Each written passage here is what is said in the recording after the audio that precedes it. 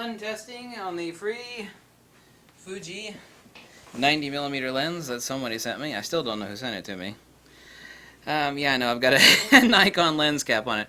Nikon lens caps are actually better on a Fuji lens because for some reason Fuji went with a kind of crazy lens cap design that falls off. However, they have changed things on their recent lenses like the 50-140 and the 16-55.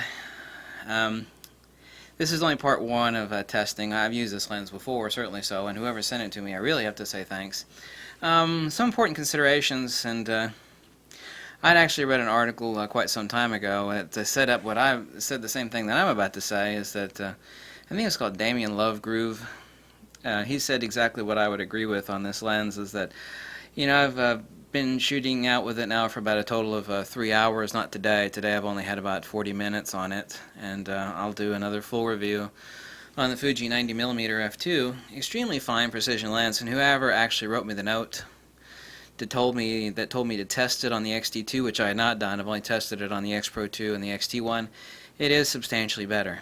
I don't know if there's actually an algorithm that's written in to actually write the file. I have to actually check the raw file to see if that's the case, to render the 90mm image a certain way on the Fuji X-T2.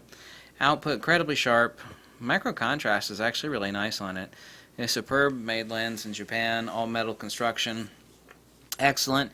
There is one caveat. If you plan on using this lens, because it has no vibration reduction, and because it is an f2, if you plan on using this at like dusk or any sort of dusky situations, or like indoors under even decent lighting indoors, the shutter speeds, and I'm really good at hand holding a camera and a lens, concerning the fact that it's like a 135mm equivalent portrait lens at f2, it's basically like a 135 f2 DC Nikkor.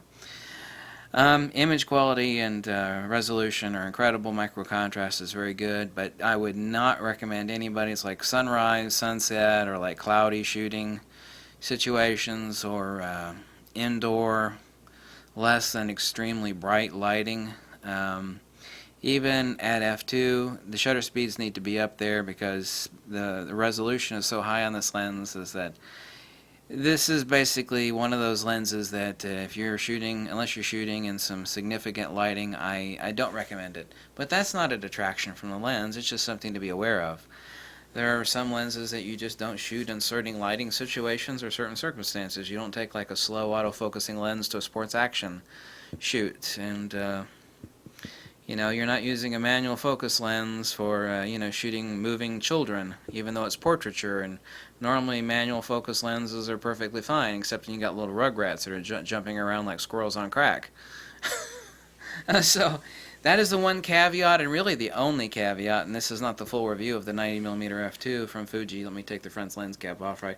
It looks bad having a Nikon lens cap on the front of a Fuji, right? And that's the one caveat to the fact that this is an incredibly sharp lens, combined with the fact that it has no optical image stabilization, that unless you're shooting in a bright situation, even if you got some mad skills like I do for holding a lens and camera, believe it or not, I do, then your shutter speeds are going to be insufficient to prevent shake.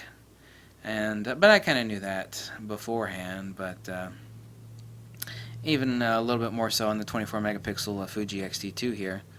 However, I didn't notice it rendering as good. The resolution, yes, on the X Pro 2, which is the same sensor, but it has a I don't know how different the SNR firmware, the 80 conversion is between the X Pro 2 and the Fuji X-T2, but I didn't notice it actually being as nice on the X Pro 2 as I do on the X-T2.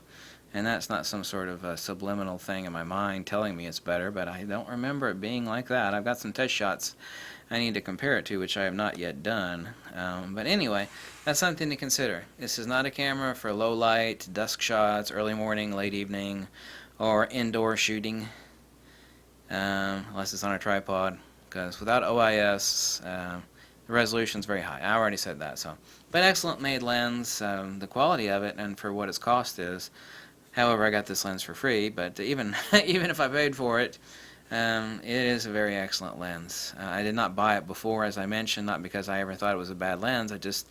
For me, it was a fifth wheel lens, considering the fact that I had the 50-140 f2.8, and the fact that I was just not using this for that focal length of portraiture, that I didn't choose to purchase it. But I'm glad I do have it now, and knowing what I know about it now on the XT2, and you know, much sharper image results than when I did the real testing with this lens on the XT1.